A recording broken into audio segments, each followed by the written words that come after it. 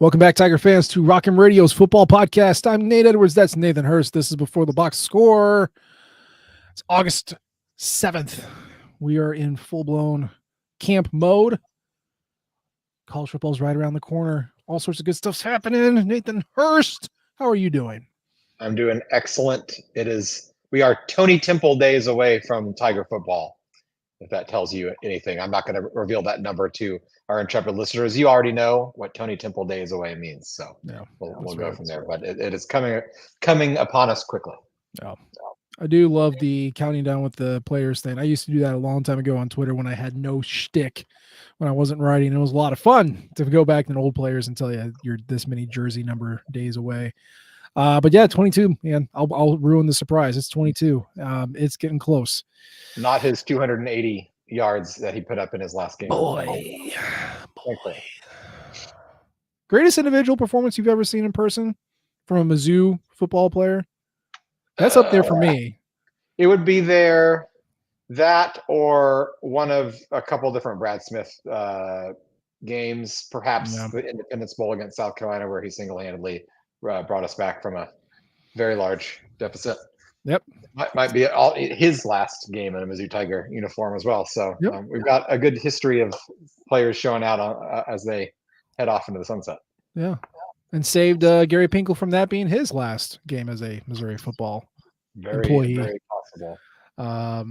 Yeah. I'd say Tony Temple was probably one of the best performances I've seen live. Denario Alexander against Kansas State. Yes. Or Denario Alexander against Kansas. I was there for both of those. That was my final victory lap in college. So, yeah, we've been around for some good stuff. But Tony Temple is special in my heart. Yeah. That was just this special season. That was a special capper. But that was, wow, 17 years ago. So we're not going to talk about that anymore.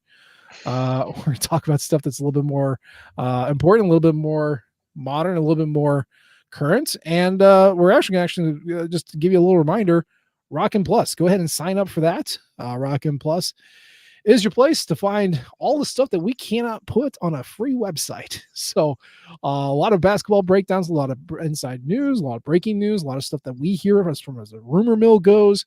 We put it on Rock'em Plus. And if you want to hear it, we'd love to have you on board.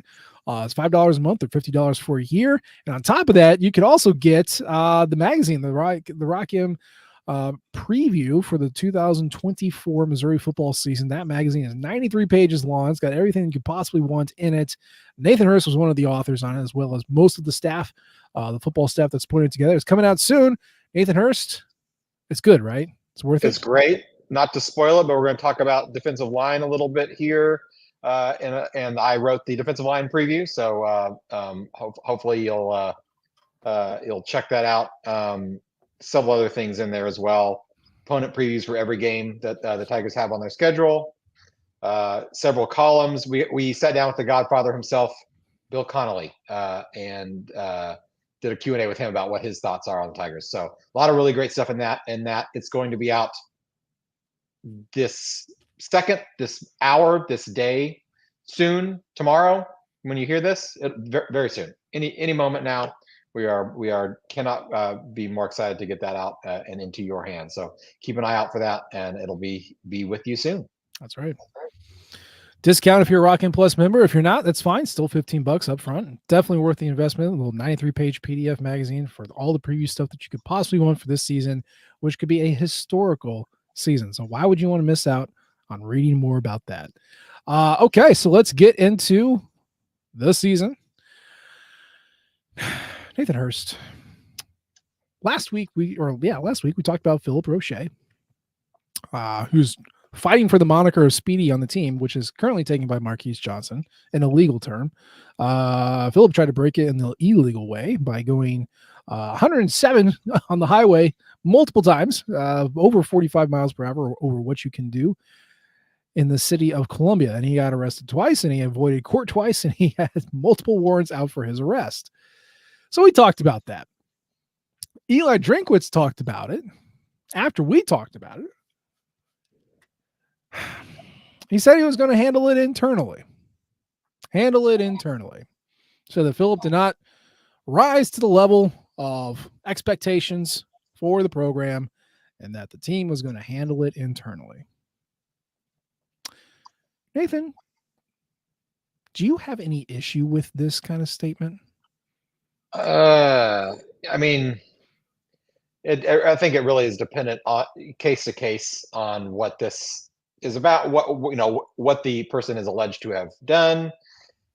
It was this how I had kind of hoped it would be resolved? Not necessarily. I had hoped that it had been a little more firm of a stance, and if for no other reason than to establish that this type of behavior is not going to be acceptable for members of the program. It's hard. Now, we don't know what internally means. He could be having to run bleachers for 5 hours a day for the next 6 years of his life, even though he has 3 years of eligibility left. We don't know what that is, but he's still practicing. He's still going to suit up on the first game for the first game of the season. So whatever it is, it's internally, it's not as harsh of a punishment as I think it might have deserved in that sense. So am I surprised by it? No. This seems to be kind of par for the course for how any SEC level program kind of handles its business. Now, hopefully, does this come with an increased magnifying glass on Mr. Rocha's behavior and his actions in the coming weeks, months? To where this is a fool me once, shame on you, fool me twice. A much more harsh penalty. I don't know. Otherwise, I wish it had been a little bit more punitive, to be honest. I don't know what else that Drinkwitz was going to say. I don't necessarily need him airing all of the dirty laundry publicly as far as what's going on behind the scenes with Rocha, but at least miss a week of practice. I mean, we're still in fall camp, for crying out loud. You could make a little bit. You could make a little bit of a stronger statement, at least by your actions, Drinkwitz, if not his words. Just just show the rest of the team this isn't going to happen again. We're not going to become a program that has players get dragged off the street by the police because of their actions over and over and over and over again. Didn't happen this time. Hopefully it's not something that becomes a common occurrence. I think that's why I have such a problem with this, because we have seen what happens when you let this sort of thing fester, when you do not address it, when the repercussions are not made known, when you step in and interfere, when you hide it. The program in Georgia, right? You've had, 15 arrests for speeding. You've had a staffer and a player die from speeding. And it just continues to go. It's been going for the past 3 years. We have seen that. If there's any question of whether you think Eli Drinkwitz in the Missouri football program is SEC, well, we're SEC now because of what Eli Drinkwitz said. I'm gonna say it verbatim here. Quote: "There is no internal or external suspension. He has been disciplined within the program, and we look forward to him making better decisions in the future." All right. It's an unfortunate situation for the young man. Obviously didn't live up to the standard that we set within the program. We have a way that we handle things internally, and there will be internal discipline. If it comes to any type of situation that would rise above that, I will be sure to let you know. Nathan, nowhere in there is a mention of he's going to repay his debt to society.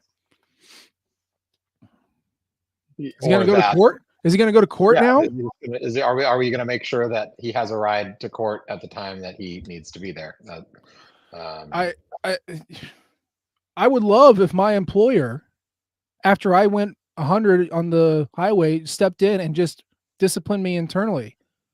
That'd be great. Not have to go to jail, not have to go to court. Oh, that'd be sweet. Now, I'm not a game-changing safety for a football team making a playoff run, but I would argue neither is Philip Rocha. Not even on the depth chart.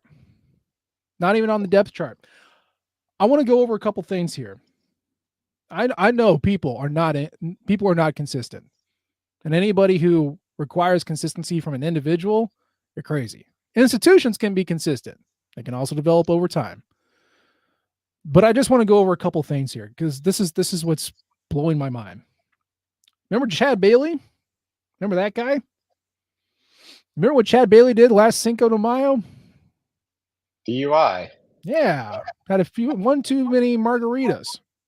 Got a DUI. Do you know what happened to Chad Bailey? He got arrested for DUI. He got suspended from the football team. And I had to look it up because I wanted to make sure I wasn't crazy. Driving while intoxicated, your first offense is a Class B, as in Bravo, misdemeanor. Do you know what speeding 5 to 20 miles per hour over the speed limit is in the state of Missouri? It's a Class B, as in Bravo, misdemeanor. That's what that is. Now, when Chad Bailey was arrested, here is what Eli Drinkwitz said. We are aware of the situation involving Chad Bailey. He's been suspended according to Department of Athletics policy. We have high expectations for all of our student athletes on and off the field, and we will follow all departmental and campus policies. That's a good statement.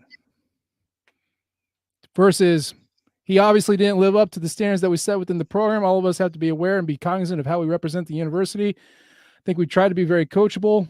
It's an unfortunate situation for the young man. We will handle it internally. No suspension. Senior linebacker, DUI, threat to society, suspension. Backup safety, not 1, 2 times getting arrested, twice avoiding a warrant, no suspension. Just tell me what the difference is. Tell me what the difference is. It's clearly the public perception of the crime, right? DUI has a specific stigma, and rightfully so. Sure. In the public eye, and when you hear those letters set out, there's going to be a specific public expectation that that accompanies that. This, which I had said last week, in my opinion, is akin to DUI. When you're driving that fast, yep, you have just the same or lack of control of your vehicle as you would if you were impaired. So, in my opinion, it's exactly the same. And the law, as the law sees it, they feel like it's exactly the same too. But it doesn't seem to have the same cachet in the public eye, and so I think Drinkwitz had a easier time kind of moving around it. Not great, not what you really want to see. Also, it's real easy to suspend a player in May for, I don't even know how long he was suspended. I don't think he missed a game because of suspension. No. Talking about Bailey, he was also injured, so he could have easily been suspended, but he wasn't going to play early in the season anyway. Yep. Really, a lot easier to do it in May than to do it in August. So if this whole thing had gone down with Rocha in May, maybe we get a different result, which ultimately is the same result because he's not going to miss any games. I hope that in the future, I don't have a lot of hope, but I hope that these sorts of things will not happen at all. But if and when they do, because 20-year-old men make stupid mistakes, that's just kind of what we do. That it's handled a little more forcefully, to be honest. That's really when it comes to public endangerment of any kind, there really should be very little tolerance for that. And there obviously is quite a bit here in this case. Yeah, that's why the laws are there. I know it's not executed perfectly, but it's there to avoid public perception and to be consistent. Now, me claiming that the laws are consistent, look at me. I can say that. I know that's not the case. I'm not an idiot. But in theory, they are there to be consistent. Okay? This is not consistent. And I am not, you said that, 20-year-old guys make mistakes all the time. You're absolutely right.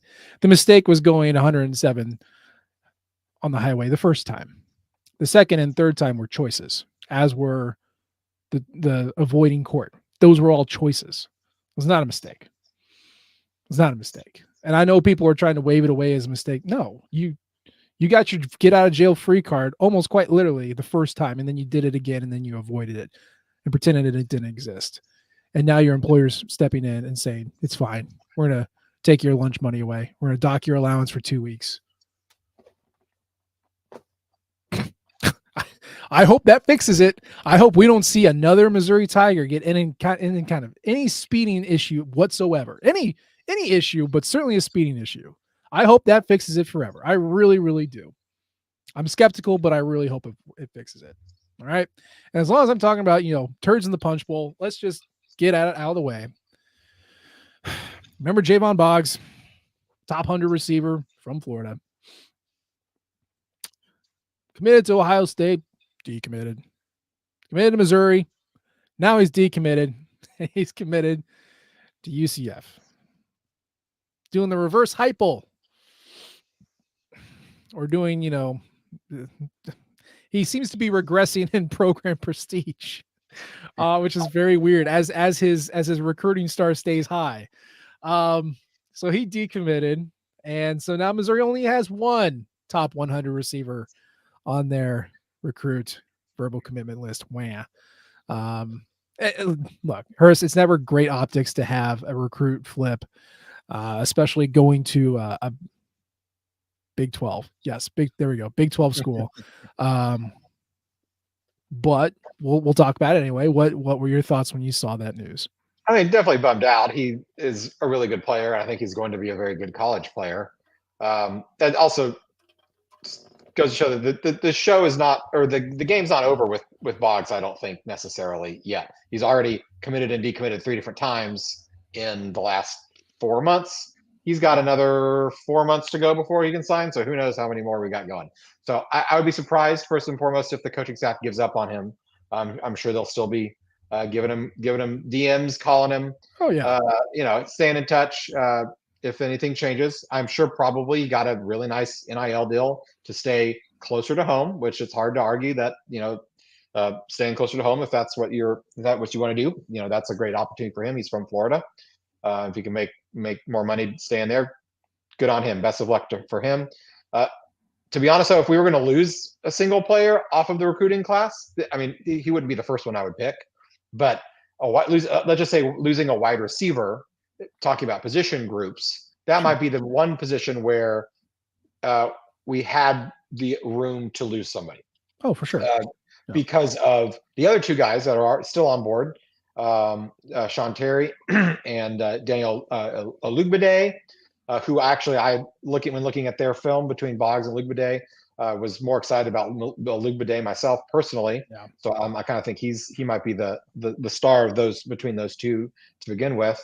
But the fact of the amazing amount of wide receiver depth we already have on the roster that will be returning next year, your Mekhi Millers, your Daniel Bloods, your Josh Mannings. We're going to lose several receivers after this year, but we've got a whole lot left over too. So is it hurt? Yeah. Is it a killer in terms of wide receiver depth, in terms of overall talent in this class? No, I don't think so. I think they'll survive. And hey, that opens up another spot. They can go out and bring somebody else in that we really want.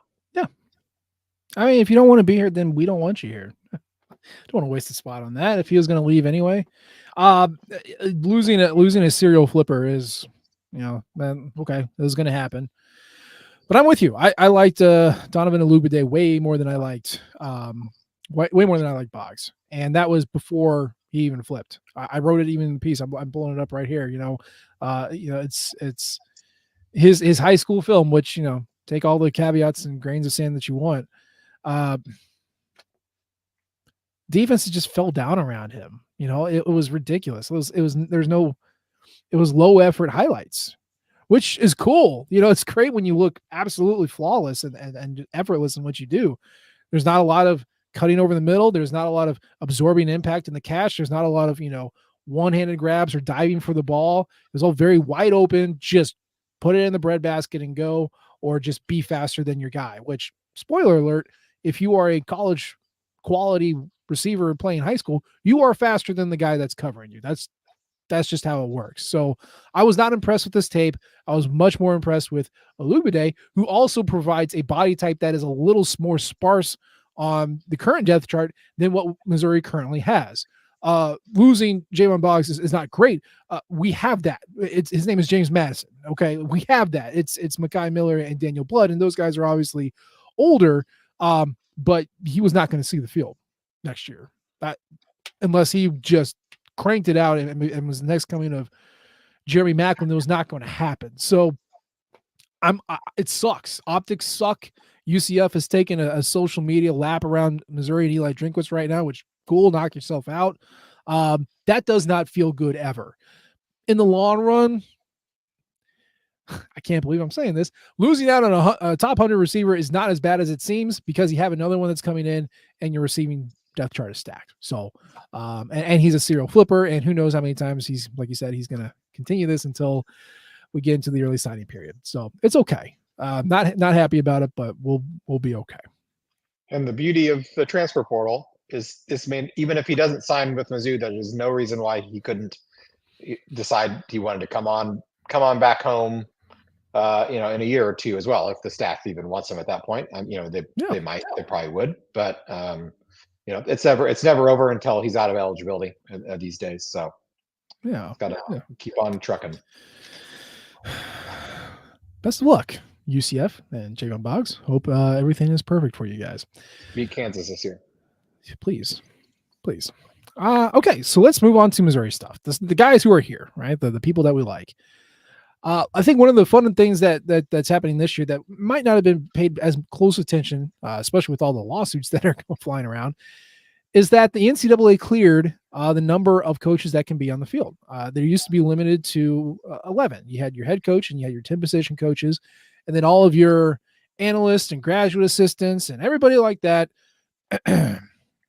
weren't allowed to coach on the field. Now, were there ways around that? You bet your ass there were ways around that. Did people do it anyway? Yeah, they did it anyway. And so the NCAA said, screw it. It's fine. Just put out the coaches that you want to coach on the field. You can do that. So what does that mean? Well, that means that you still have your head coach and you still have your 10 position coaches. That does not change. However, now you can fill in and specialize some of those coaches into more niche roles and give those graduate assistants, give those analysts an opportunity to do on-field stuff without having to sweat the NCAA ban hammer. So assignments have been juggled up a little bit. Nothing too crazy. Obviously, Eli Drinkwitz is still the head coach. Kirby Moore is still the offense coordinator and the quarterback's coach. That's basically the same job. Very rarely are you going to see those two jobs split up. So he's OC and QB. Defensive coordinator is still Corey Patoon, but then you start splitting things up. So like Eric Link last year was not only a special teams coordinator, but the tight end coach. Now, everybody kind of pitched in on the special team stuff, but he was apparently the guy who managed it. Now Eric Link is sole responsibility as listed on the roster is special teams coordinator. That is what he does. The tight end position has been handed off to a guy named Durham Cato. Have you ever heard that name before? Nope.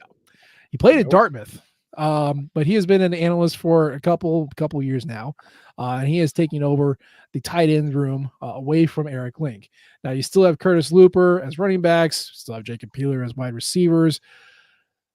Nathan Hurst. Here's my favorite thing. Do you know how many defensive line coaches we have now? My guess is 4.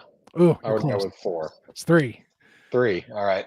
It's very important. They talked about this before. Do you remember when Steve Wilkes came in and like the defensive line had no concept of what he wanted until they took, I think he was a analyst, Al Davis, fired the old guy, promoted Al Davis, and Al Davis like, here's how you do it. Like just explained it and like everything took off. So they have now split the defensive line. Last year, they split it into interior and edge, and now they split it once again. You have Al Davis as the manager of the defensive line. So he is defensive line coach. And then you have the sub departments. Edge defensive line is Brian Early, who we brought in last year, at the end of last year. And then you have a guy named David Blackwell, who's going to do interior defensive line. Interior, edge, and then overall manager of the defensive line. Boy, how SEC is that, man? I freaking love it. The org chart is just becoming mind-blowingly large, which is just great. Hey, more jobs for more people. That's what we're here for. Absolutely. Drive that economy. Absolutely. DJ Smith is still the co-DC and the linebackers coach. Al Pogue is still our quarterbacks coach. And then a guy named Jake Yoro, who went to Montana. He's a safeties coach. I actually recognize that name. He's been on a couple of staffs as an analyst and as a position coach before. Veteran guy, seasoned guy. He knows what he's doing with the safeties, which, if we think defensive line is complicated, having one secondary coach for like 5 different positions, that's got to be hard too. So we're breaking it out into corners and safeties, which makes a ton of sense. in the end, again, a lot of this is just making sure you don't get in trouble with the NCAA, because this was happening anyway, kind of within those, indoor meetings sort of things. But having that opportunity, not only for the players to get hands-on coaching from a guy who's only doing that, but it gives those coaches something on the CV, something on the resume to say, look, these were my guys when they go up for position interviews, potential coordinator interviews, that sort of thing. So I think it's a win-win across the board. And yet another thing that the NCAA did right at the very last possible opportunity that they could do it over the past 130 years. Absolutely. It's one more step toward the even bigger demarcation between the haves and the have-nots. I mean, I think that might be the one potential, I wouldn't call it a negative, but the programs that can afford 40 coaches, which Alabama basically already had 40 coaches, and they were all on the field anyway, even if they weren't supposed to. Those programs versus the programs that can only afford the 10 or 11 that they were allotted to begin with. I mean, that's going to be the case. There are plenty of G5 programs that cannot afford more than 11 coaching staffs on 6 to 7 figure salaries, and so they're going to fall farther and farther behind. Same goes with the 105 scholarships that we talked about last week. I mean, overall, I think that's a great change, but there are plenty of programs that are actually aren't even covering 85 scholarships right now. So to add another 20 onto that, it's not going to happen. So we're slowly moving into this larger and larger split between the haves and the have-nots. Thankfully, Mizzou is on the have side in this capacity. I mean, we're not Alabama, we're not Ohio State, who I'm sure have 24 coaches on the field now. But we obviously have, what is that, up to 14 or 15 now, Mm-hmm. which is certainly more than probably every G5 program that there is. So that's kind of the way the world is headed these days, the way the college football is headed, and it is what it is. I'm curious if there was a pay increase tied to that, because a lot of these analysts are making like $20,000 a year because they're like fired head coaches, right? They got their buyout.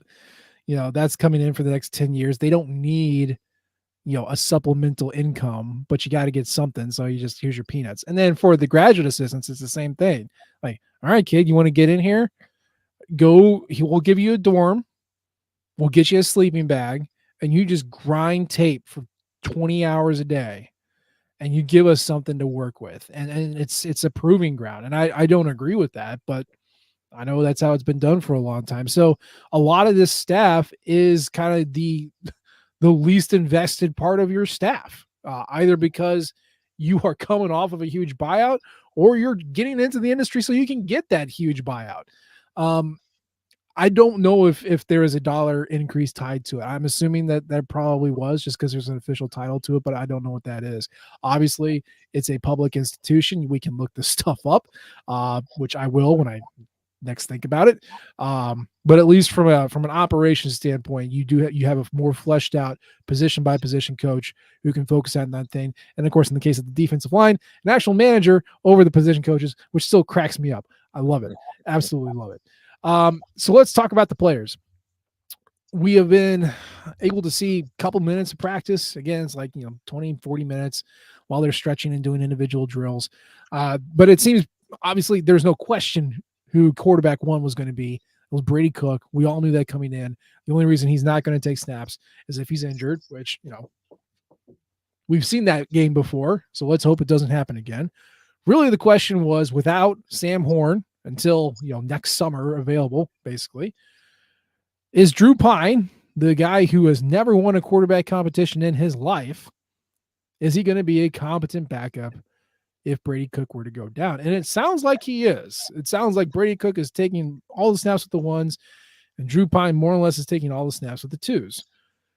So, Hurst, how are you feeling about that? And then follow up, what does that mean for Sam Horn going forward?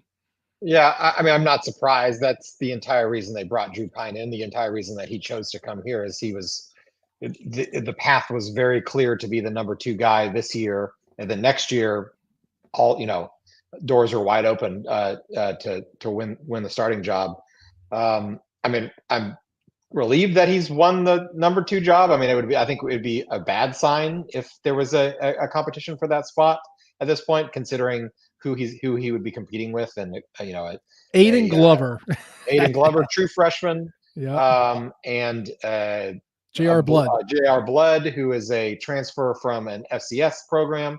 So, and Tommy Locke, we can't forget Mr. Locke as well, walk-on Locke. So, it makes sense that he's there. Not surprised. I'm glad that the roles are clearly defined this early on in the season, where he knows that he's the number 2 guy, and everyone knows that if I want to move up the chain, I gotta beat him out first, and so that gives them something to work for as well.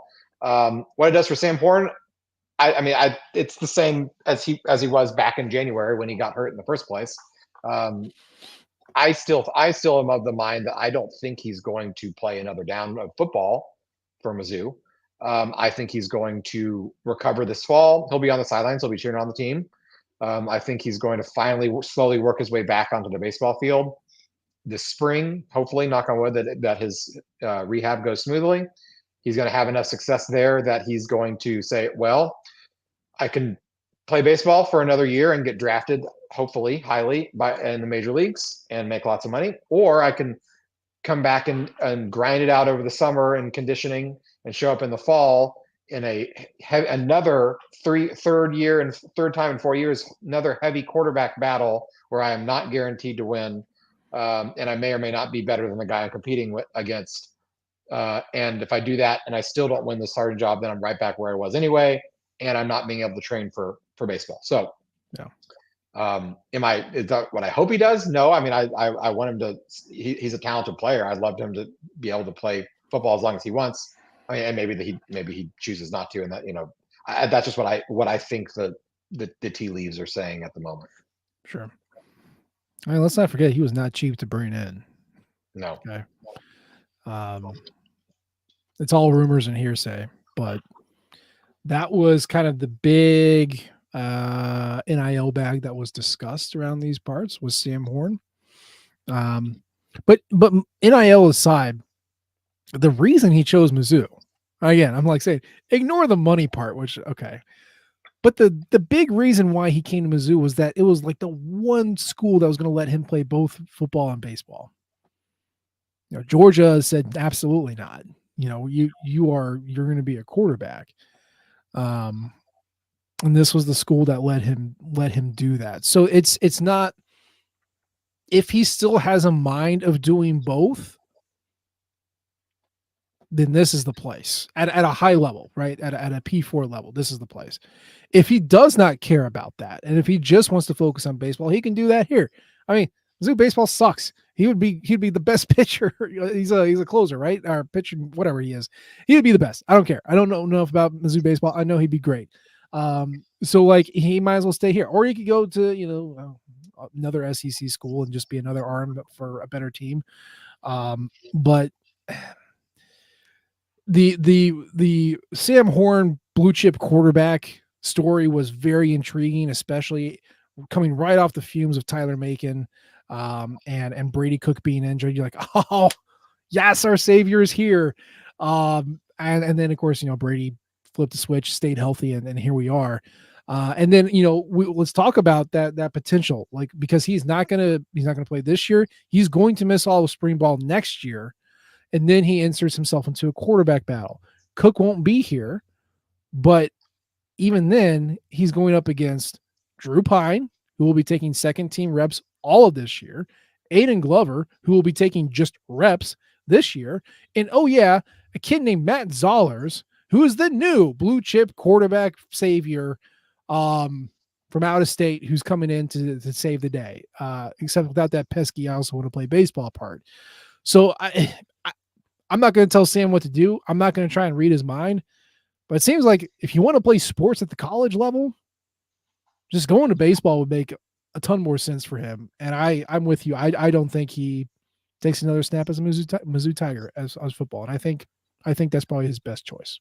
Right, and not just play as an athlete in college, but he has legitimate professional prospects at baseball. I really can't say that for football. I mean, he's only taken 10 snaps in his career anyway. Would be way too early to say that. But if he hasn't really competed for the starting job at this point in his career, I'm not sure if pro prospects for the NFL are really on the table at this point. The one way that this could help Mizzou also is, well, a couple ways. We just talked about the scholarship increases last week. That increases for football, but it also increases for baseball. So if he were to choose to stop playing football but keep playing baseball, he would not lose the scholarship. He would just hop over on the baseball team. They would give him a full ride scholarship, which they could not do until next year when this goes into effect, because you only get 11.7 scholarships and almost no one gets a full ride scholarship, and they would not be able to afford it for a bullpen pitcher, no matter how talented he is, to give him a full ride. But if he chose to do that, he could hop over. They would easily be able to fill that. Now the NIL money, that's where you would have some, it would be very interesting how that would be handled. If he got quite a bit of NIL money to come here, I'm assuming he still is making that. If he chooses to stop playing football, does that go away, or in what amount? And if that's the case, does he then shop his services around to other programs who do provide more NIL money for baseball than Mizzou does? Hard to say, but he would still be able to get a full ride scholarship regardless of what his decision is. Yeah. He's a talented kid. I remember seeing video of him pitching, and everyone was raving about it. And obviously he had a legitimate chance to get drafted out of high school into the baseball ranks. So yeah, I don't know. I don't want to push him in any direction. I feel like there's a very clear path, but obviously it's up to Sam and his family to make that decision. So yeah, we'll see. But Drew Pine he's got 3 years left. So this year, and then he's got next year, 2025, and apparently he's still got 2026 on the table. Don't ask me how that works. He played 2 games in 2020, 2 games in 2021, 11 in 2022, 2 in 2023, and I think like he left the team or something like that. So that I don't know. So anyway, he could be here until 2026. In which case Matt Zollers would be a rising junior. So I don't know. But it's you got a COVID year in there, you got a redshirt year, and then you got a medical redshirt year. I guess doing my math correctly. I guess. Which would give him a gentleman's 7 years of eligibility. And again, the dude has never won a quarterback competition in his collegiate career. Couldn't beat out anybody at Notre Dame. Could not beat out anybody at Arizona State. And now here he is as the number 2. So I mean, it's a great insurance pick, right? Like old quarterback. You'd be shocked at how far that can get you, just on a replacement level basis. Probably doesn't elevate your team. Probably doesn't help you feel good about a playoff run. But when you have a guy already, and now this is your backup, okay, yeah, I feel fine. I feel fine about this. I feel much better than, no disrespect, but Aiden Glover or J.R. Blood coming out there and trying to spell Brady Cook during an injury or catch his breath. Well, yeah, I feel better about Drew Pine, but we will see. We will see.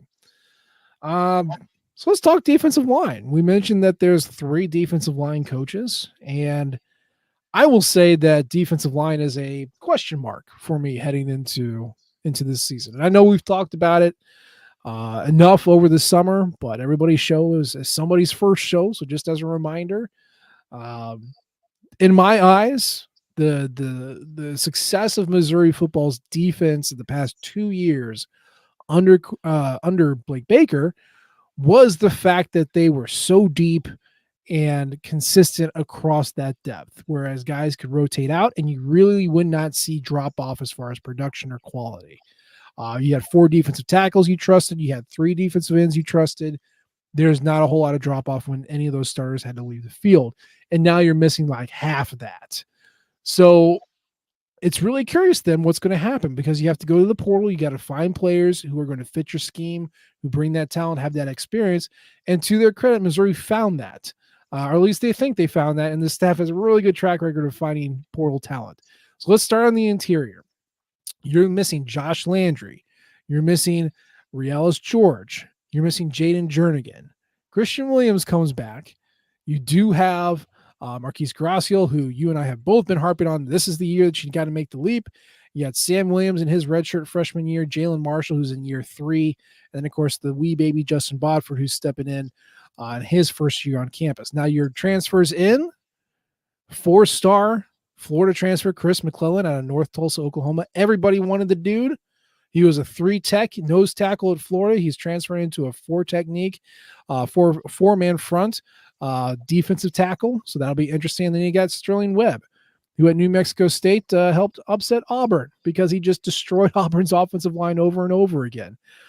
St. Louis product who went out to New Mexico State, got good, and now he's back. So that's the interior to pair with Christian Williams. Hurst, kind of what we're hearing from practice is that it seems like it's obviously Christian Williams, and it seems like it's Chris McClellan as your 1 and 2, then Webb, and then kind of Gracial, Marshall fighting it out for that 4th spot. How are you feeling about the defensive tackles as we speak on the night of August 7th? It's definitely the one spot that it's been the case this whole offseason, but it's definitely the one spot that I am most, I wouldn't say go as far as concerned about, but I guess just have the biggest questions about what's that going to look like. Because it's everything that you've already said, losing the amount of depth that they lost, the consistency that they lost. I will say, of all the players that they've had on the defensive line in the interior defensive line in the last 2 years, Chris McClellan by far has the highest ceiling of any of those guys. So yeah. while we have lost some depth for sure, I think the overall talent has at least incrementally increased over last year, even, I would say. Jernigan, Landry, George, all solid, really, really solid, good players. None of them are, playing on an NFL team right now. And that kind of gives you the idea about their talent, overall talent level. Chris McClellan will be on an NFL roster by the time he leaves, whether it's after this year or after next year. So that's what the type of talent that we're talking about here. Sterling Webb, I think, also has a ceiling that is higher than any 3 of those guys, and probably Christian Williams as well. Is he going to get there? Is he as close to his ceiling as McClellan is? No.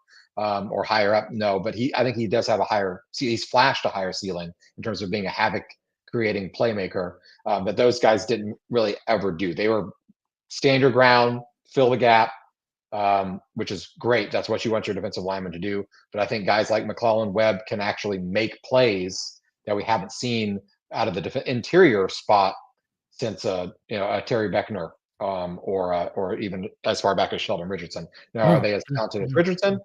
Maybe not. But we haven't really had some guy really since Beckner, I would say, was the last really standout, blow a play up immediately type of interior guy.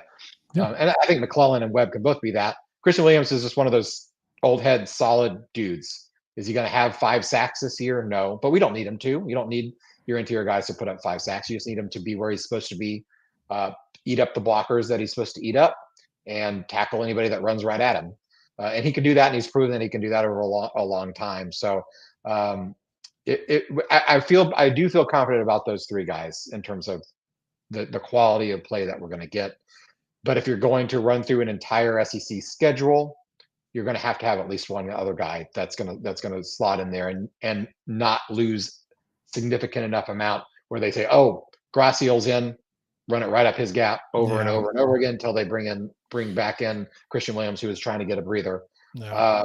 And then before you know it, it's the end of the 3rd quarter and your 3 interior guys are gassed. And that's when it really, really starts to hurt. So they're really going to have to find somebody. Is it Gracial? Is it Marshall? Is it Bodford, who maybe by later on in the season kind of acclimates himself and can earn some playing time? I think that's certainly a possibility. Not sure who it's going to be. So if this defense is going to be as good as we need it to be, one of those guys has to step up. Yeah. It's funny because Christian Williams does not strike me as a pass rushing interior defensive lineman. And to your point, like you said, I think most of them are being coached to eat blocks, funnel the runner out or into the arms of a waiting linebacker.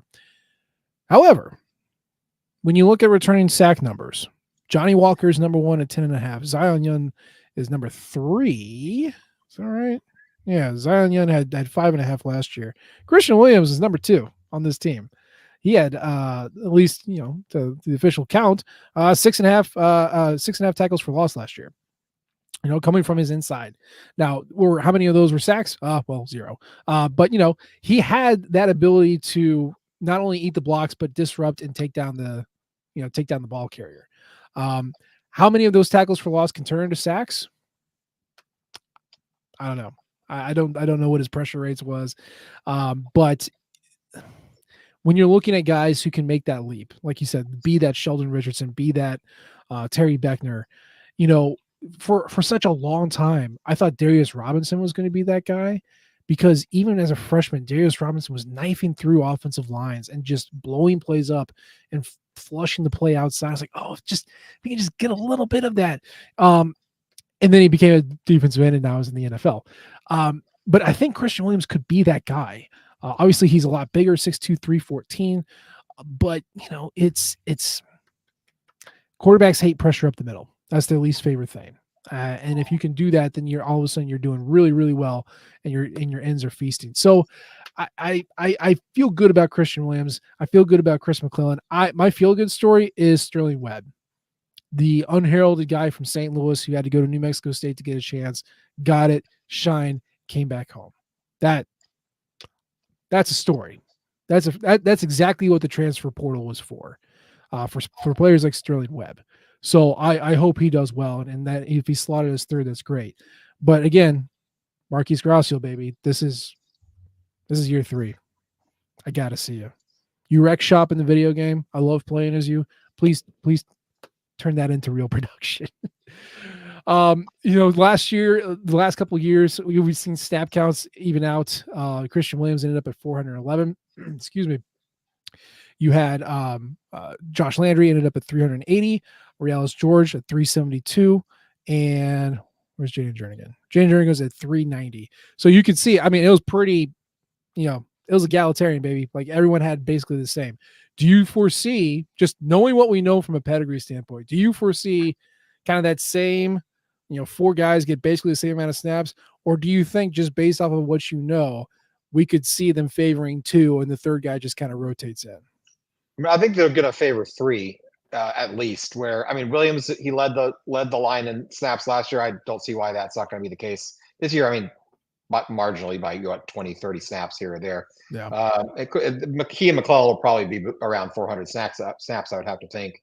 Webb right there at 375 ish, and then after that, unless someone really shines and steps up in the first few weeks, I think we'll probably drop down to maybe like a 250, 200, 250 for Graciel, 200 for Marshall, kind of a split there.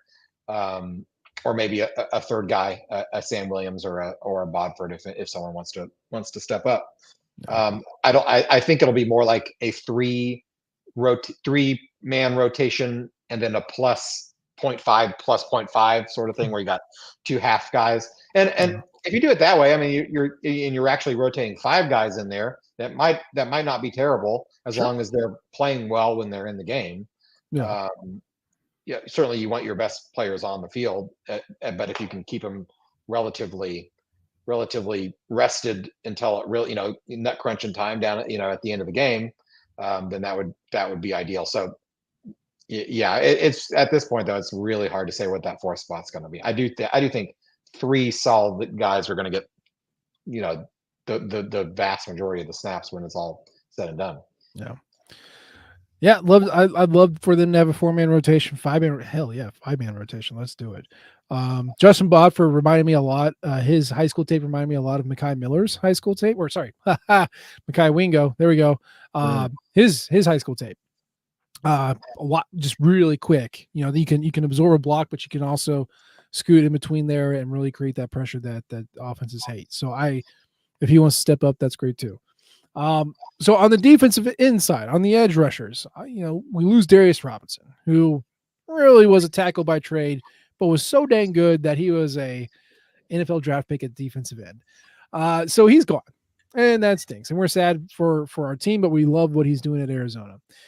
Just based off of practice, we know Johnny Walker's going to be the guy. He's going to be the guy. Like I said, 10.5 tackles for loss, 5 sacks last year. yeah, he's got a spot.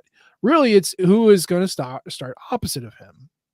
And so when we came into camp, we had Joe Moore established. He was the Arizona State transfer, the Mizzou legacy, had 166 snaps last year playing behind Darius Robinson, which makes a ton of sense. But he is kind of one of those options. You have Ja'Kai Lane out of Troy Buchanan, who is in his redshirt freshman year right now. He did not see the field last year. He was getting swole. And then that was really it. So the staff went out there and they did exactly what they did before 2022 and just threw numbers at the problem.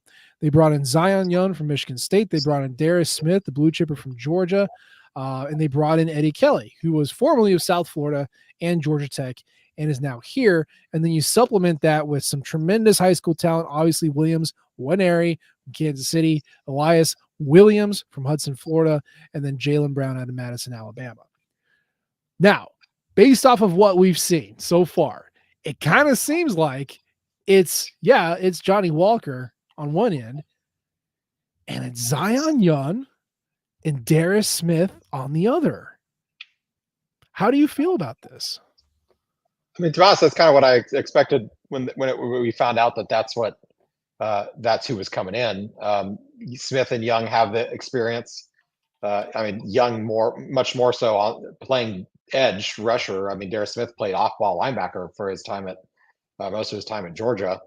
But when you just look at their athleticism, their size, their experience, that's the obvious move there. Now, I do think that Williams and Nwaneri is going to see the field plenty of times this year. He didn't come here as a 5-star player to redshirt or to sit on the bench. So I think we're going to see him out there. If not early on in the year, then I think he's going to kind of earn his way onto the field. Listening to some quotes from offensive linemen on the team that have had to block him, they say that he's going to be able to do whatever he wants to do on the field, which is nice to hear. So he may not be on the top 3 at the start of the year, but I think he might be there by the end. I do feel a lot better about this unit's depth overall.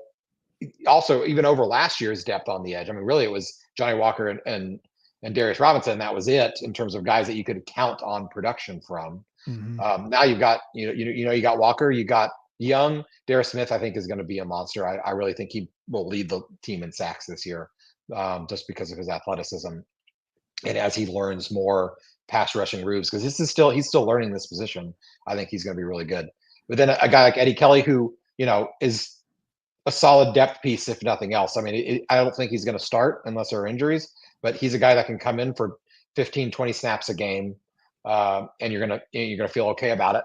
Joe Moore, a lot of experience. I think he's just a little undersized, I think is what his downfall really has been in terms of not getting on the field as much. But you're not gonna freak out if he has to play some snaps, meaningful snaps in a game either.